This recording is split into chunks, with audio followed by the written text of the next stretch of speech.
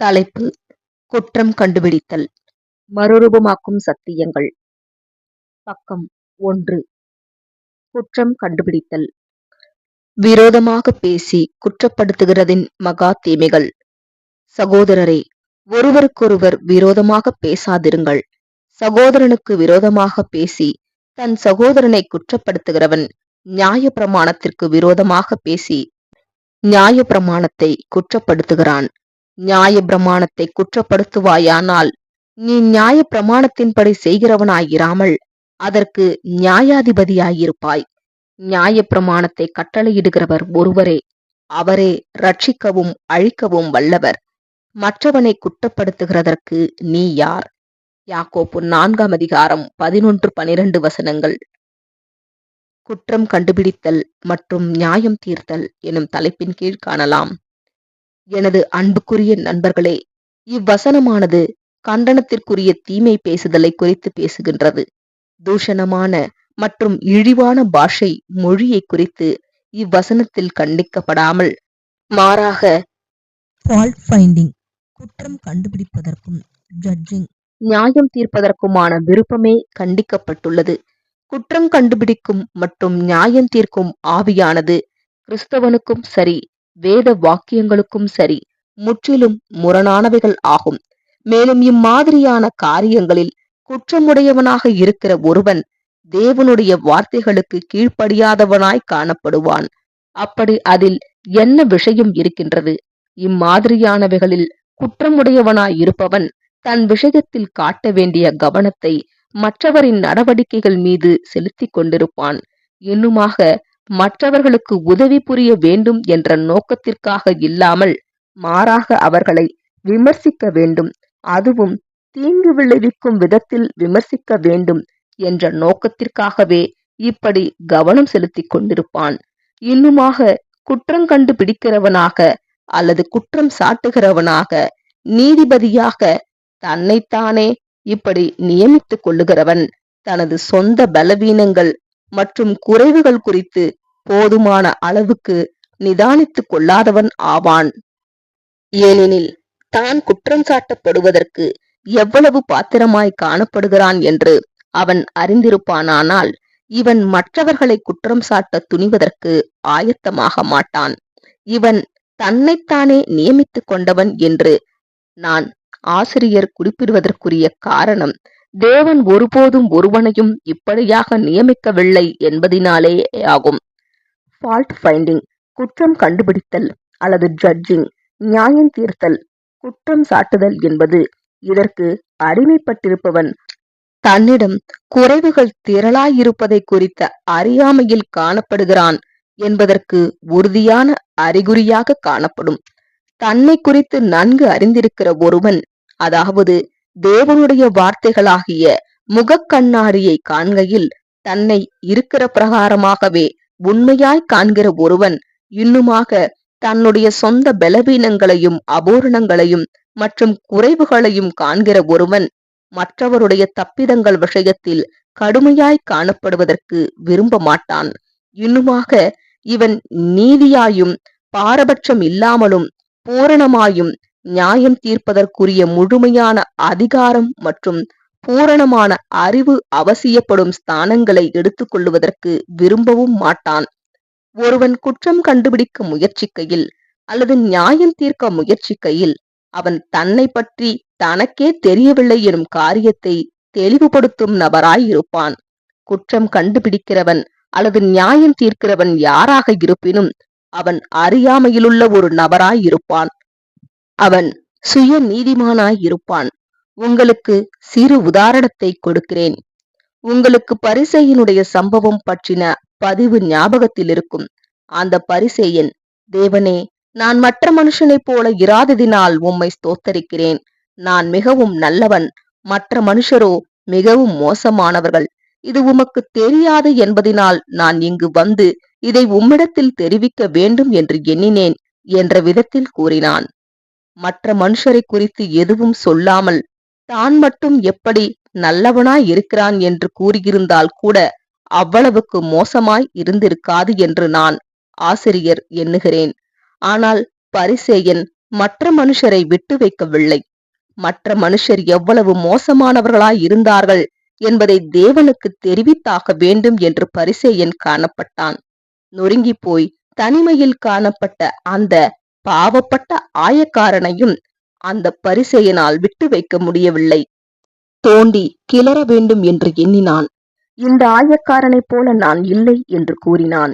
இந்த பரிசேயன் அந்த ஆயக்காரனைப் போல் இல்லை என்பது நமது ஆண்டவர் நன்கு அறிவார். இன்னுமாக பரிசேயனை விட அந்த ஆயக்காரன் 1000 மடங்கு சிறந்தவன் என்பதையும் நமது ஆண்டவர் நன்கு அறிவார். பரிசேயர்களை வெள்ளையடிக்கப்பட்ட கல்லறையுடன் நமது ஆண்டவர் ஒப்பிட்டதை நீங்கள் அறிவீர்கள். மோசமான குணலட்சணத்திற்கு இதைவிட வேறொரு ஒப்புமையை கொடுக்க முடியாது. அழுகிக் கொண்டிருக்கும் பிணத்தை விட அருவருப்பானதாக வேறு ஏதாவது காணப்பட முடியுமா? கல்லறையை திறந்து உள்ளே பாருங்கள். செத்துப்போன மனுஷனுடைய எலும்புகள் அனைத்தையும் பார்ப்பீர்கள். இதுதான் அந்த பரிசேயனுடைய குணத்தின் நிலையாக காணப்பட்டது. எனினும் தான் மிகவும் நல்லவனாக காணப்படுவதாக எண்ணி அதற்காக தேவனை ஸ்தோத்தரித்தான். எனது அருமை நண்பர்களே, ஒருவேளை அந்த பரிசேயன் தன்னை இருக்கிற பிரகாரமாகவே கண்டு கொண்டிருந்திருப்பானானால் அவன் இப்படிப்பட்டதொரு ஜபத்தை ஏறெடுத்திருப்பாரா? இல்லை. அவன் அந்த பாவப்பட்ட ஆயக்காரனை போன்று, தேவனே, பாவியாகிய என்மேல் கிருபையாயிரும் என்றே ஜெபம் பண்ணியிருந்திருப்பான். குற்றம் கண்டுபிடிக்கிறவன் அல்லது நியாயம் தீர்க்கிறவன், குற்றப்படுத்துகிறவன், அவன் யாராக இருந்தாலும் இப்படி செயல்படுவதினால் அவன் தன்னை அந்த குருட்டு பரிசேயருடைய ஸ்தானத்தில் நிறுத்திக் கொள்ளுபவனாய் காணப்படுவான். எனது அருமை நண்பர்களே, குற்றம் கண்டுபிடித்தல் அல்லது நியாயம் தீர்த்தல் அல்லது குற்றஞ்சாட்டுதல் என்பது மனித சுபாவத்தின் வஞ்சனையாக இருக்கிறது. இது கொஞ்சம் அதிகமாக சுய பரிசோதனை பண்ணுவதின் மூலம் சரி பண்ணப்படலாம். இன்னுமாக நீதியான மனமுடைய ஒருவன் தன்னை பற்றி நன்கு அறிந்திருப்பதினால் அவன் மனமானது மற்றவர் மீது காண்பிக்க விரும்பிடும் தாராளத்தின் மூலமாக கூட மனித சுபாவத்தின் இந்த இயல்பானது நிச்சயமாகவே சரி பண்ணப்படலாம். ஆனால் இவைகள் அனைத்திற்கும் மேலாக குற்றம் கண்டுபிடித்தலும் குற்றம் சாட்டுதலும் தெய்வீக தனி சிறப்புரிமையை அபகரிக்கும் காரியமாக இருக்கும். அதாவது தேவனுடைய தனிச்சிறப்புரிமையின் விஷயத்தில் அத்துமீறி அதை அபகரிக்க முயற்சிப்பதாக இருக்கும். இது ஒருவனையும் தூஷியாமல் இருங்கள், தீர்ப்பு செய்யாமல் இருங்கள், திரளான பாவங்களை மூடுங்கள். உன்னை நீ அன்பு கூறுவது போன்று உன் அயலானை அன்பு கூறுவாயாக என்று கூறும் ராஜரீக அன்பின் பிரமாணத்தை மீறுவதாக மாத்திரம் காணப்படாது. அதாவது இவைகள் கூறும் ராஜரீக அன்பின் பிரமாணத்தை மீறும் காரியமாக மட்டும் காணப்படாது என்று நான் ஆசிரியர் கூறுகிறேன். இக்காரியம் அந்த பிரமாணம் தவறானது என்பது போலவும் அப்பிரமாணம் தனக்கு பொருந்தாது என்பது போலவும் கருதி இத்தகையவன் தன்னை பிரமாணத்திற்கு மேலாக உயர்த்தி வைத்திடும் காரியமாக காணப்படும். மேலும் தேவன் மாத்திரமே அமருவதற்கு உரிமை பெற்றுள்ள நியாயாசனத்தில் இத்தகையவன் ஏறி உட்கார்ந்து அவர் மாத்திரமே வழங்க உரிமை பெற்றுள்ள தீர்ப்பை வழங்குபவனாய் இருப்பான். இப்படியாகத்தான் இக்காரியம் இருக்கும். இக்கண்ணோட்டத்திலேயே அப்போஸ்தலன் தெரிவித்துள்ளார். சகோதரரே, ஒருவருக்கொருவர் விரோதமாய் பேசாதிருங்கள். சகோதரனுக்கு விரோதமாக பேசி தன் சகோதரனை குற்றப்படுத்துகிறவன் நியாய பிரமாணத்திற்கு விரோதமாக பேசி நியாய பிரமாணத்தை குற்றப்படுத்துகிறான். நியாய பிரமாணத்தை குற்றப்படுத்துவாயானால் நீ நியாய பிரமாணத்தின்படி செய்கிறவனாயிராமல் அதற்கு நியாயாதிபதியாயிருப்பாய். யாக்கோப்பு 4:11. இம்மாதிரியான நடக்கை என்பது தேவனுடைய பிரமாணங்களை கைக்கொள்ள வேண்டிய தேவனுடைய ஜனம் என்கிற தனது நிலையை ஒருவன் கைவிடுவதை குறிக்கின்றதாய் இருக்கும் என்ற புரிந்து கொள்ளுதலை அப்போஸ்தலன் நமக்கு கொடுக்கின்றார்.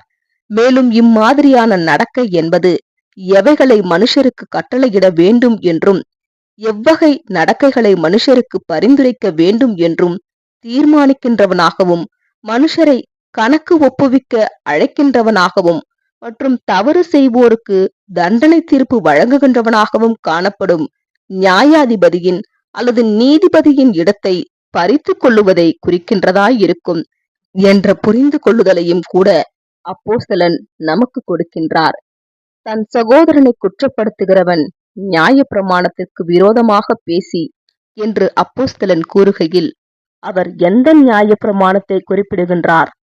அப்போஸ்தலன் அந்த நியாய பிரமாணத்தினை சுயாதீன பிரமாணம், பூரண பிரமாணம், ராஜரீக பிரமாணம், அன்பின் பிரமாணம் என்று அழைக்கிறார். அன்பின் பிரமாணத்தினை அறிந்தவனாகவும் அதன் அர்த்தத்தினை அதன் வரையறைகளையும் கிரகித்துக் கொண்டவனாகவும் காணப்படுகிற யார் ஒருவனும் அப்பிரமாணத்தை கை கொள்ளுகிறதும் குற்றம் கண்டுபிடிப்பதும் இசைவான காரியமாகவே இருக்கும் என ஒரு கணம் கூட எண்ணமாட்டான். அன்பின் பிரமாணம் என்ன கூறுகின்றது?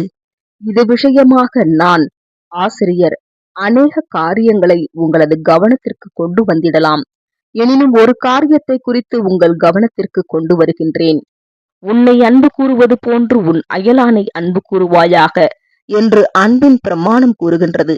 இப்பொழுது கேள்வி என்னவெனில், ஒருவேளை என்னை நான் அன்பு கூறுவது போன்று என் அயலானை நான் அன்பு கூறுவேன் என்பது எனது சொந்த நலனுக்கடுத்தவைகளில் நான் அக்கறை கொண்டிருப்பது போன்று அயலானுடைய நலனுக்கடுத்தவைகள் மீது நான் அக்கறை பாராட்டுவதை குறிப்பதாகவும், எனது வளமைகளில் நான் சந்தோஷம் கொள்ளுவது போன்று அயலானுடைய செழிப்புகளிலும் நான் சந்தோஷம் கொள்ளுவதை குறிப்பதாகவும், எனது துன்பங்களில் நான் துக்கிப்பது போன்று அயலானுடைய துக்கங்களிலும் துன்பங்களிலும் நான் உண்மையாய் துக்கிப்பதை குறிப்பதாகவும், எனது நற்பெயரையும் கீர்த்தியையும் மதித்து காப்பது போன்று அயலானுடைய நற்பெயரையும் கீர்த்தியையும் நான் மதிப்பதை குறிப்பதாகவும் இருக்கும் என்றால், இப்படியாக ஒரு மனுஷன் தன்னை அன்பு கூறுவது போலவே தனது அயலானை அன்பு கூறுவானானால், அவன் தன் அயலானுக்கு விரோதமாக எத்தனை குற்றங்களை கண்டுபிடிக்க முடியும்? அயலானுக்கு விரோதமாக எத்தனை கடுமையான நியாய தீர்ப்புகளைத்தான் சாற்றிட முடியும், குற்றம் சாட்டிட முடியும்? ஒன்று கூட முடியாது என்பதே பதில். மற்றவர்களுடைய தவறுகளை பூத கண்ணாடியை வைத்து பார்க்க விரும்பும் இந்த குற்றம் கண்டுபிடிப்பவன் அல்லது குற்றம் சாட்டுகிறவன் பொதுவாகவே தனது சொந்த தவறுகளை மூடி மறைப்பதற்கு தன்னால் முடிந்த அனைத்தையும் செய்கிறவனாயிருப்பான். ஆனாலும் அவன் பெற்றிருக்க வேண்டிய தேவ அன்பினை ஒருவேளை அவன் தன் இருதயத்தில் பெற்றிருப்பானானால், அவன் எப்படி தன் சொந்த தவறுகளை மறைப்பதற்கு நாடுவானோ, அதுபோலவே மற்றவருடைய தவறுகளை மறைப்பதற்கும் ஆவல் காட்டுகிறவனாயிருப்பான். பொதுவாகவே மனுஷர்கள் தங்களை கண்டிப்புடனும் கடுமையாயும் கண்டிக்கிறதில்லை. மனுஷர்கள் தாங்கள் செய்த காரியங்களின் நிமித்தம் தங்களை கண்டிக்கிற விஷயத்தில் அந்த அளவுக்கு தீவிரம் காண்பிப்பதில்லை. கண்மணி போன்று நம்மால் கருதப்படும் நம்மிடம் நாம் எவ்வளவு மிருதுவாக நடந்து கொள்ளுகிறோம் எனும் காரியத்தினை எப்போதேனும் கவனித்திருக்கின்றோமா? எனது அருமை நண்பர்களே, நம்மை நாம் அன்பு கூறுவது போன்று ஒருவேளை நம்முடைய அயலானை அன்பு கூர்ந்திருப்போமே ஆனால், நாம் நமக்கு எதிராக கடுமையான தீர்ப்பை வழங்க முற்படாதது போன்று அயலானுக்கு எதிராகவும் கடுமையான தீர்ப்பை வழங்குவதற்கு தயங்கி இருப்போம்.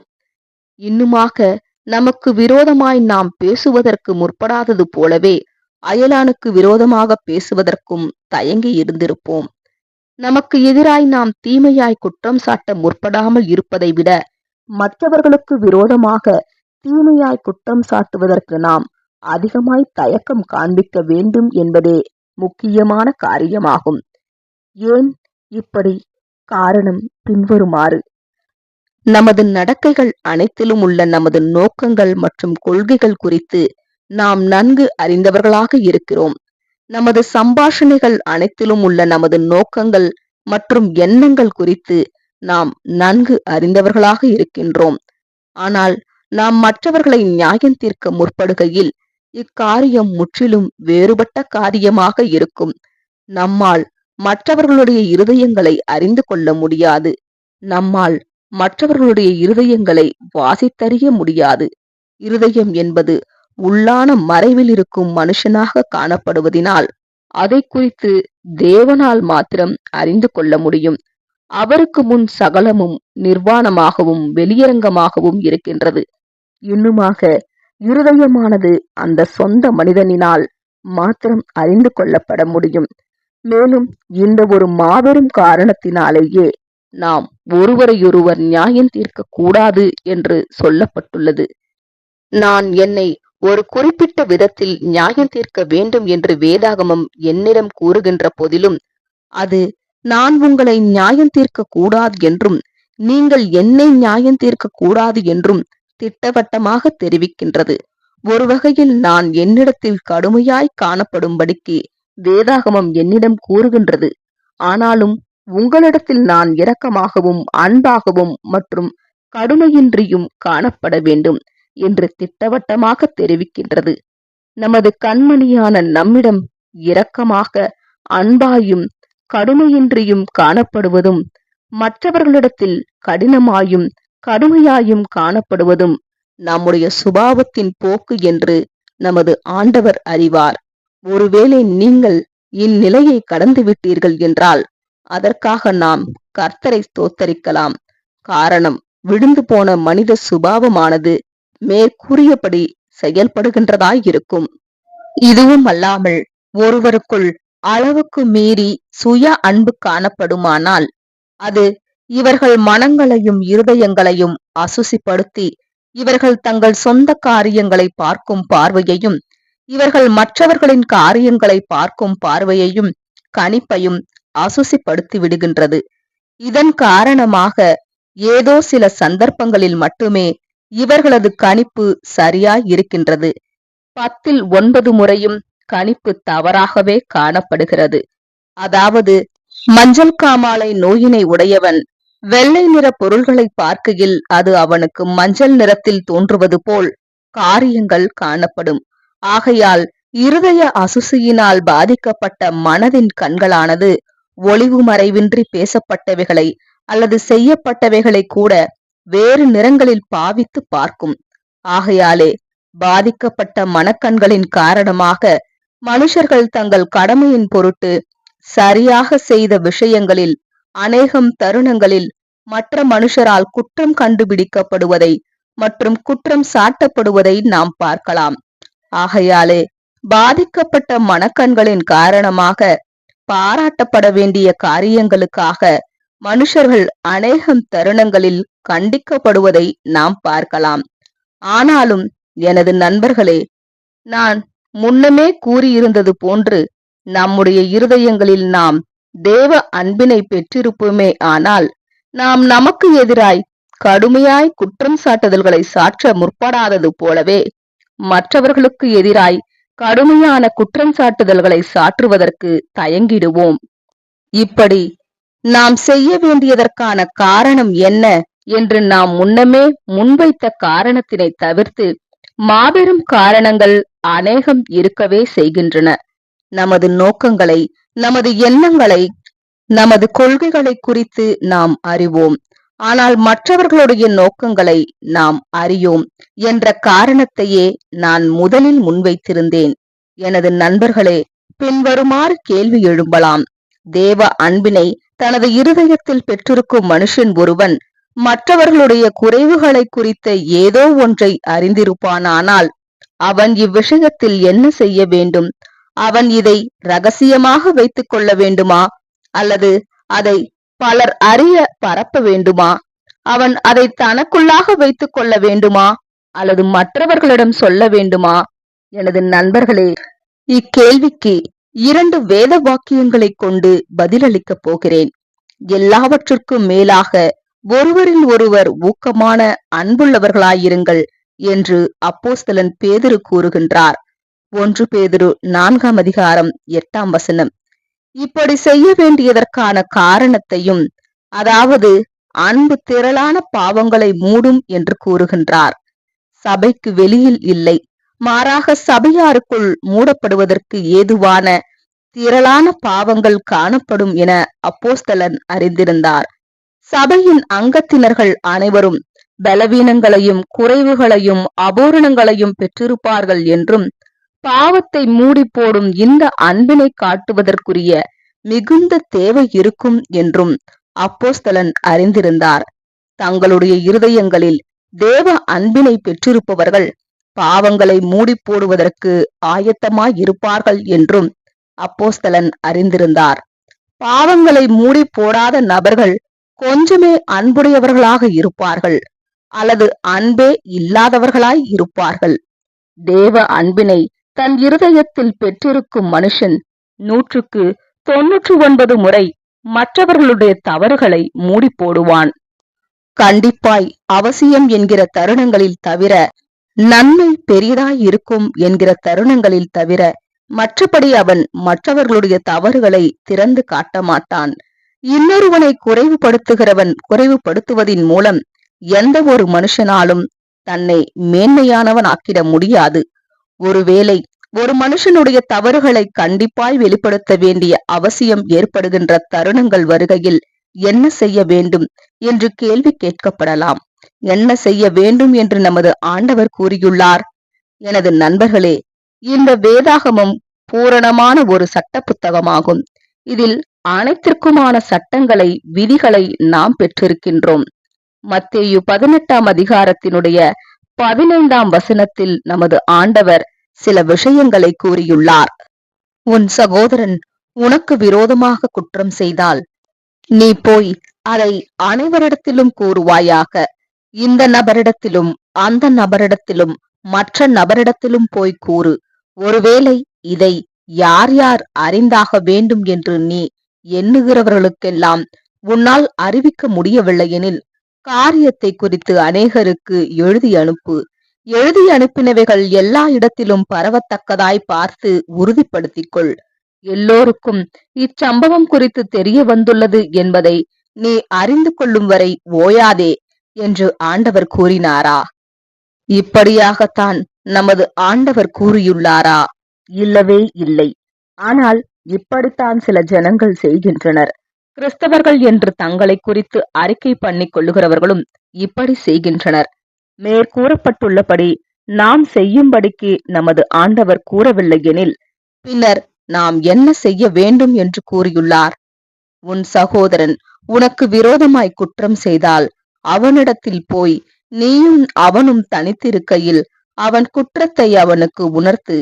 அவன் உனக்கு செவி கொடுத்தால் உன் சகோதரனை ஆதாயப்படுத்திக் கொண்டாய். அவன் வந்து உன்னை பார்க்கும்படி அழைத்தனுப்பாமல் நீ போய் அவனை சந்திப்பாயாக. நீயும் அவனும் தனித்திருக்கையில் அவன் குற்றத்தை அவனுக்கு உணர்த்து என்று கூறியுள்ளார். அனைவருக்கும் முன்பாக கூட்டத்தில் போய் நின்று சகோதரனிடம் உன்னிடத்தில் சுட்டி காண்பிக்க ஒரு குறை உண்டு என்று கூறி சுட்டி காண்பிக்க துவங்காதீர்கள். சுட்டி காண்பித்தல் விஷயம் தொடர்பான எக்காரியமும் உங்கள் இருவருக்கும் மட்டும்தான் தெரிய வேண்டும். ஒருவேளை சுட்டி காண்பிக்கும் விஷயம் குறித்து 2 பேருக்கு அதிகமானவர்களுக்கு தெரியும் என்றால் உங்களில் யாரோ ஒருவர் வேதாகமத்தின் சட்டத்தை மீறி இருக்கின்றீர்கள் என்பது தெரிந்துவிடும். அவன் உனக்கு செவி கொடுத்தால் பின்னர் என்ன? நீ நினைத்தது நிறைவேறிவிட்டது. உனக்கு திருப்தி உண்டாகிவிடும். உன் சகோதரனை நீ வீழ்த்தி விட்டாய். அவனை மண்டியிட வைத்து விட்டாய். உன்னிடம் மன்னிப்பு கேட்க வைத்து விட்டாய். அவன் எவ்வளவு மோசமானவன் என்றும் நீ எவ்வளவு நல்ல மனுஷன் என்றும் அவன் உன்னிடம் கூற வைத்து விட்டாய். அப்படியா? இல்லவே இல்லை.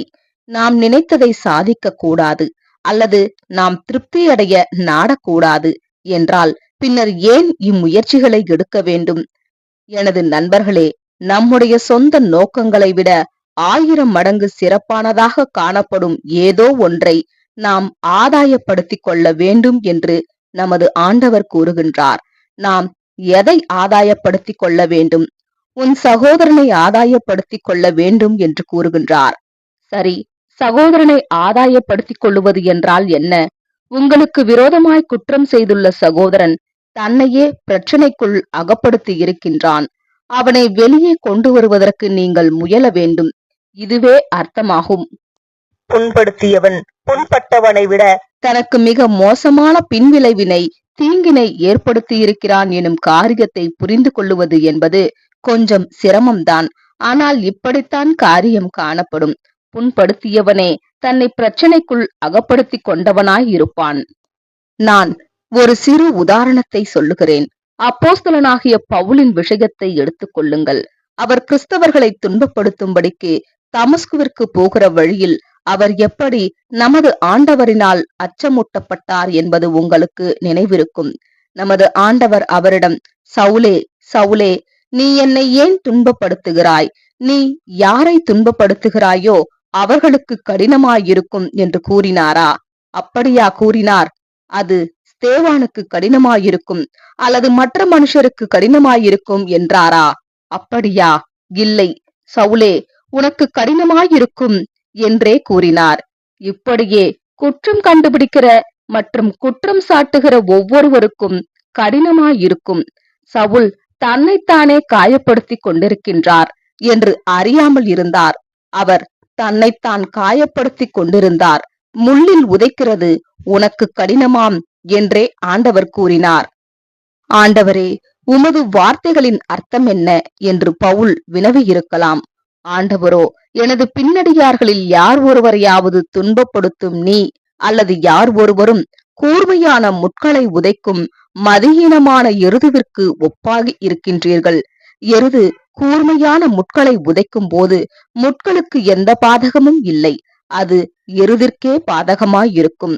எனது பின்னடியார்களை துன்புறுத்தும் நீ அல்லது யார் ஒருவரும் அந்த மதியீனமான எருதின் நிலைமைக்கு ஒப்பாயிருப்பீர்கள் என்று கூறினார். ஆண்டவர், உன் சகோதரன் உனக்கு விரோதமாக குற்றம் செய்தால் அவனிடத்தில் போய் நீயும் அவனும் தனித்திருக்கையில் அவன் குற்றத்தை அவனுக்கு உணர்த்து. அவன் உனக்கு செவி கொடுத்தால் உன் சகோதரனை ஆதாயப்படுத்திக் கொண்டாய். அவன் செவி கொடாமற் போனால் 2-3 சாட்சிகளை உடைய வாக்கினாலே சங்கதிகளை எல்லாம் நிலைவரப்படும்படி 2-1 உன்னுடனே கூட்டிக் கொண்டு போ. அவர்களுக்கும் அவன் செவி கொடாமற் போனால் அதை சபைக்கு தெரியப்படுத்து என்று கூறினார். மத்தேயு 18:15-17 ஒருவேளை ஒருவன் இந்த வேதாகம விதியினை பின்பற்றவில்லையெனில், ஒருவேளை தவற்றை சீர்படுத்துவதற்குரிய நமது ஆண்டவருடைய வழிமுறையினை பின்பற்றவில்லையெனில், பிறகு என்ன? இத்தகையவன் மீறுதல் பண்ணினவனாகி விடுவான் மற்றும் ஒழுங்கற்றவனாக கையாளப்பட வேண்டும். வேதாகமத்தினுடைய விதியை பின்பற்றுவதற்கு விருப்பமற்று காணப்படுபவர்கள் காரியங்களை புரட்டி காண்பிப்பதற்கும் மிகைப்படுத்துவதற்கும் காரியங்களை திரித்து காண்பிப்பதற்கும் காரியங்களை தவறான கோணங்களில் முன்வைப்பதற்கும் அதுவும் சகோதரனுக்கு தீங்கு விளைவிக்க வேண்டும் என்ற கண்ணோட்டத்தில் காரியங்களை முன்வைப்பதற்கும் திறமையுள்ளவர்களாக காணப்படுவார்கள் என்பதை நானே பார்த்திருக்கின்றேன். எனது நண்பர்களே, நீங்களும் கூட பார்த்திருப்பீர்கள். வேதாகம விதிகளை பின்பற்றுவதில் நம்பிக்கை கொண்டிருப்பவர்கள் வேதாகம விதியினை பின்பற்றாத இவர்கள் கூறுவதை கேட்பதற்கு மறுப்பு தெரிவிப்பதன் மூலமும் இத்தகையவர்களை இவர்களது தவறான செய்கையின் நிமித்தம் கடிந்து கொள்வதன் மூலமும் இவர்கள் தீய கிரியைகள் செய்வதை நிறுத்திட வேண்டும். இன்னுமாக சகோதரனுக்கு எதிராக தீமை பேசுகிறவர்கள் அல்லது சகோதரனை நியாயம் தீர்க்கிறவர்கள் அந்த சகோதரனிடத்தில் மிகவும் அன்பாய் இருப்பது போன்று பாசாங்கு செய்பவர்களாகவும் காணப்படுவதை நீங்கள் பார்க்கலாம். நான் சகோதரர் அவர்களை மிகவும் அன்பு கூறுகிறேன், ஆமாம், நான் அவரை அன்பு கூறுகிறேன் என்றெல்லாம் சொல்லுவார்கள். எனது நண்பர்களே, இப்படியாக காணப்படக்கூடாது. அன்பு இப்படி செயல்படாது. இவர்கள் தாங்கள் அன்பு கூற வேண்டிய சகோதரனையும் சரி ஆண்டவரையும் சரி அன்பு கூறவில்லை. இவர்கள் ஆண்டவரை அன்பு கூர்ந்திருந்தால் இவர்கள் செய்யும்படிக்கு ஆண்டவர் கூறியவைகளை செய்வதற்கு ஆயத்தமாய் காணப்பட்டிருப்பார்கள். ஆண்டவர் நம்மிடம் என்ன கூறியுள்ளார்? அவரோ, என்னை அன்பு கூறுவீர்களானால் எனது கற்பனைகளை கை கொள்ளுவீர்கள். என்னை அன்பு கூறுவீர்களானால் நான் கூறுவதை செய்வீர்கள். எந்த மனுஷனுக்கும் எதிராக தீமை பேசாதிருங்கள் என்று உங்களுக்கு கூறியிருக்கிறேன். மேலும் என்னை அன்பு கூறுவீர்களானால் யார் ஒருவருக்கும் எதிராக தீமை பேசாமல் இருப்பீர்கள். யாரையும் நியாயம் தீர்க்காதிருங்கள் என்று உங்களுக்கு கூறியிருக்கின்றேன். என்னை அன்பு கூறுவீர்களானால் நியாயம் தீர்க்காமல் இருப்பீர்கள். ஒரு சகோதரன் விஷயத்தில் உங்களுக்கு வருத்தம் இருக்குமானால் அவனிடத்திற்கு தனியாய் சொல்லுங்கள். இவைகளையெல்லாம் செய்வதற்கு உங்களுக்கு மனமில்லாமல் இருக்குமாயின் என்னை அன்பு கூறுவதாக நீங்கள் எவ்வளவுதான் அறிக்கை பண்ணினாலும் நீங்கள் என்னை அன்பு கூறவில்லை என்பது நிரூபணமாகிவிடும் என்று கூறுகின்றார். இத்தகையவர்கள் தங்களது சகோதரனை அன்பு கூர்ந்திருப்பார்களானால் சகோதரன் பற்றின போலியான தகவல்களை கேட்பதற்கு துரிதம் காண்பிக்காதவர்களாக, அதை குறித்து பேசுவதற்கு ஆர்வம் காண்பிக்காதவர்களாக, அல்லது அதை நம்புவதற்கு ஆவல் கொண்டிராதவர்களாக இருப்பார்கள். மாறாக திரளான பாவங்களை மூடுங்கள் என்று வேதாகமம் கூறுவது போன்று செய்வதற்கு ஆயத்தமாயிருப்பார்கள். எனது நண்பர்களே, வேறொரு காரியம் என்னவெனில், சகோதரனை குறித்து தீமை பேசுகிறவர்கள் அல்லது சகோதரனை நியாயம் தீர்ப்பவர்கள் பொதுவாகவே தவறை அதன் இயல்பை விட பெரிதுபடுத்தி விடுவார்கள். இவர்கள் கடுகை மலை போன்று சித்தரித்து விடுவார்கள். இப்படி மற்றவருடைய தப்பிதங்களை பெரிதாக்கி மோசம் போக்குவதில் இவர்களுக்கு போதும் என்ற எண்ணமும் வராது. இதை பேசுகையில் எனக்கு ஒரு காரியம் நினைவிற்கு வருகின்றது. நீங்கள் சிறுவர்கள் சோப் குமிழ்களை, அதாவது சோப் பபிள்ஸ் ஊதுவதை பார்த்திருப்பீர்கள். நானும் சிறுவனாக இருந்தபோது குமிழ்களை ஊதி இருக்கிறேன். சிறு தண்ணீர் துளிகளிலிருந்து மிகவும் பெரிய குமிழ்களை சிறுவர்கள் ஊதுவார்கள். அந்த தண்ணீர் துளிகள்தான் சகோதரனிடம் ஆரம்பத்தில் பார்த்த தவறாய் காணப்பட்டிருக்கும். ஆனால் குற்றம் கண்டுபிடிக்கிறவன் உள்ளே நுழையும் போது அது குமிழ்கள் அளவுக்கு பெரிதாகி விடுகின்றன. பொதுவாகவே அந்த குமிழ்கள் முழுவதும் வெறும் காற்றாகவே இருக்கும். இக்காரியம் இன்னொரு விஷயத்தையும் என் மனதிற்கு நினைப்பூட்டுகின்றது. பெரிய முனையையும் சிறிய முனையையும் கொண்டுள்ள குறுந்தொலைநோக்கு கண்ணாடியை, ஸ்பைகிளாஸ் டெலஸ்கோப்பை நீங்கள் பார்த்திருப்பீர்கள். குற்றம் கண்டுபிடிப்பவர்கள் மற்றவர்களுடைய தவறுகளை பார்க்க வேண்டுமானால் தொலைநோக்கு கண்ணாடியின் சிறுமுனை வழியாக பார்த்து, ஓ, எத்தனை அருவருப்பான காரியங்கள்! அட கடவுளே, நான் பார்ப்பது போல அவர்கள் பார்க்க முடிந்தால் நலமாயிருக்குமே. ஐயோ, என்னால் இதையெல்லாம் பார்த்துவிட்டு சும்மா இருக்க முடியாது. நான் மற்றவர்களிடம் இதை சொல்ல போகிறேன். இக்காரியத்தை எனக்குள்ளாக நான் புதைத்து மறைத்து போட போவதில்லை. எப்படியாவது இதை குறித்து மற்றவர்களிடத்தில் சொல்லிவிடுவேன் என்பார்கள். ஆனால் இவர்கள் தங்களுடைய சொந்த தவறுகளை பார்க்க வேண்டும் என்றால் தொலைநோக்கு கண்ணாடியினுடைய பெரிய முனை வழியாய் பார்த்து, ஓ, இக்காரியங்கள் எல்லாம் ஒரு பொருட்டல்ல, இதற்கெல்லாம் மனதில் கவலைப்பட்டு கொண்டு இருக்க மாட்டேன், இதை பற்றியெல்லாம் நான் இனி யோசித்து பார்க்க போவதில்லை என்பார்கள். இவ்விஷயம் சிறுவனாக இருந்தபோது நான் கேட்ட கதையினை என் நினைவிற்கு கொண்டு வருகின்றது. அக்கதை எக்ஸ் மற்றும் ஒய் ஆகிய இரு அயர்லாந்து நாட்டு மனுஷரை குறித்ததாகும். அவர்கள் மலைக்கு போயிருந்தார்கள். எக்ஸ்: ஏய், அங்கு நிற்கிற பன்றியை பார்த்தாயா? ஒய்: எங்கே? எக்ஸ்: அதோ அந்த மலையில் நிற்கிறது, உனக்கு தெரியவில்லையா? ஒய்: கஷ்டப்பட்டுத்தான் பார்க்க வேண்டியிருக்கின்றது, சரியாக தெரியவில்லை. எக்ஸ்: தொலைநோக்கு கண்ணாடியை வைத்து நீ பார்த்தால் அது உருமுகிறது கூட கேட்கும் அளவுக்கு மிகவும் அருகாமையில் இருப்பது போன்று பன்றி தெரியும். கண்ணாடி வழியாக பன்றியின் உருவம் மட்டும்தான் தெரியும். ஆனால் இவனுக்கு உருமல் கூட கண்ணாடி வழியாக கேட்கிறது என்று மிகைப்படுத்தி கூறினான். ஆகையால் என் நண்பர்களே, குற்றம் கண்டுபிடிக்கிறவன் அல்லது குற்றம் சாட்டுகிறவன் மற்றவர்களுடைய சிறு தவறுகளை பூத கண்ணாடியினுடைய பார்வையில் மிகைப்படுத்தி பார்க்கையில் அவை மிகப்பெரிய உருவத்தில் தோற்றமளிக்கும். கதையில் கண்ணாடி வழியாய் கேட்பதற்கு வாய்ப்பில்லாத பன்றியின் உருமல் சத்தம் கண்ணாடி வழியாக எப்படி கேட்டதோ அதுபோல சகோதரனின் சிறு தப்பிதங்கள் இப்படி மிகைப்படுத்தி பார்க்கும் போது அத்தப்பிதத்தை ஆராயும்படிக்கு அத்தப்பிதம் தன்னை அழைத்தது போன்று குற்றம் கண்டுபிடிக்கிறவனுக்கு சத்தம் கேட்கும். எனது நண்பர்களே, ஒருவேளை குற்றம் கண்டுபிடிக்கிறவன் அல்லது குற்றம் சாட்டுகிறவன் அன்பின் ராஜரீக பிரமாணத்தை குறித்த முழுமையான அறிவை பெற்றிருந்த பிற்பாடு மற்றவர்களுக்கு எதிராக தவறான அபிப்பிராயங்களை உருவாக்குவதிலும் மற்றும் அதை வெளிப்படுத்துவதிலும் தொடர்வானால், இப்படிப்பட்டவன் பிரமாணம் ஏதோ தவறாய் காணப்படுகின்றது என்பது போலவும் அது தனக்கு பொருந்தாது என்பது போலவும் எண்ணம் கொண்டவனாக தன்னை பிரமாணத்திற்கு விரோதமாகவும் பிரமாணத்திற்கு மேலாகவும் நிறுத்திக் கொள்ளுகிறான். இப்படிப்பட்டவன் தன்னுடைய இந்த செயல்பாடுகளின் நிமித்தம் பிரமாணம் மோசமான பிரமாணம் என்பது போலவும் தனக்கு அது பொருந்தாது என்பது போலவும் பிரமாணத்தினை குற்றப்படுத்துகிறவனாய் இருப்பான். பின்வரும் நிலைப்பாட்டினை குற்றம் கண்டுபிடிக்கிறவன் அல்லது குற்றம் சாட்டுகிறவன் மனதில் எடுத்துக் கொள்ளுகின்றவனாய் காணப்படுவான். இந்த வேதாகமம் எனது சகோதரன் கடைபிடிப்பதற்குரிய அருமையான விதிகளை கொண்டிருக்கின்றது. இந்த விதிகள் எனது சகோதரனுக்கு நன்மையானவைகள் ஆகும். இந்த விதிகளை என் சகோதரன் கடைபிடிக்கத்தக்கதாக நான் பார்த்து கொள்ள வேண்டும் என்பதிலும் நான் உறுதியாக இருக்க போகிறேன். அவன் கவனமாய் இருக்கத்தக்கதாக பார்த்து கொள்ள போகிறேன். ஆனால் என் விஷயத்திலோ இக்காரியம் வேறுபட்ட காரியமாகும். நான் விதிகளுக்கெல்லாம் அப்பாற்பட்டவன்.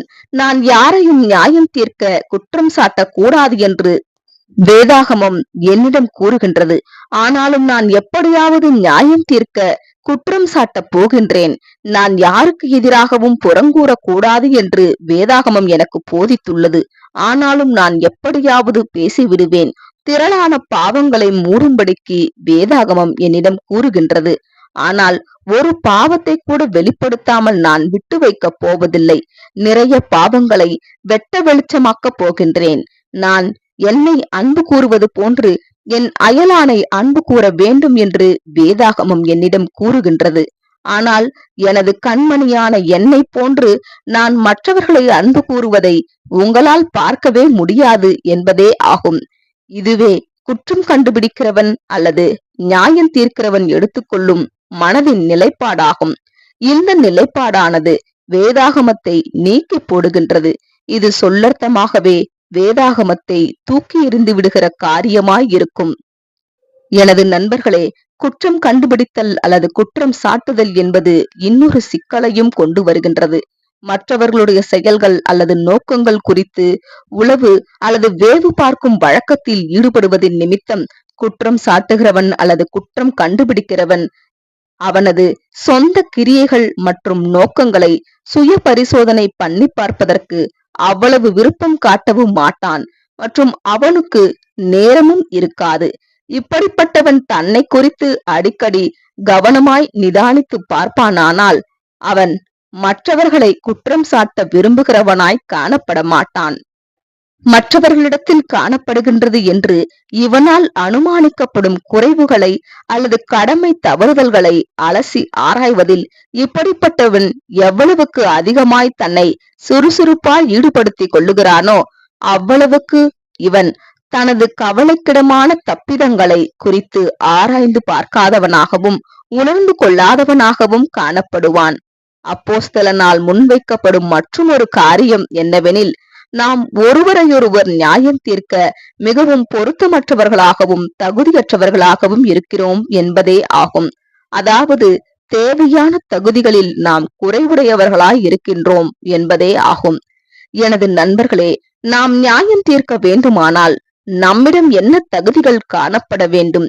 நான் உங்களை நியாயம் தீர்க்க வேண்டும் என்று வைத்துக் கொள்ளுங்கள், அல்லது நீங்கள் என்னை நியாயம் தீர்க்க வேண்டும் என்று வைத்துக் கொள்ளுங்கள். நமக்கு என்ன தகுதிகள் வேண்டும்? 3 காரியங்களை நான் இங்கு பதிவு செய்கிறேன். முதலாவது தகுதி என்னவெனில், நியாய தீர்க்கும்படிக்கு தேவனிடமிருந்து முழு அதிகாரத்தை நாம் பெற்றிருக்க வேண்டும் என்பதே ஆகும். ஒருவரையொருவர் நியாயம் தீர்ப்பதற்கு தேவன் நம்மிடம் கூறியிருக்கிறாரா என்பதை நாம் அறிந்திருக்க வேண்டும். இது குறித்து வேதாகமத்தினுடைய எந்த புத்தகத்தில், எந்த அதிகாரத்தில், எந்த வசனத்தில் தெரிவிக்கப்பட்டுள்ளது என்பதை எடுத்து காண்பிக்க முடிகின்றவர்களாகவும் நாம் இருக்க வேண்டும். இதுவே முதலாம் தகுதியாகும். இதனைத் தொடர்ந்து வரும் 2வது 3வது தகுதிகளை அடுத்த பாகத்தில் தொடர்ந்து காணலாம். ஆமேன்.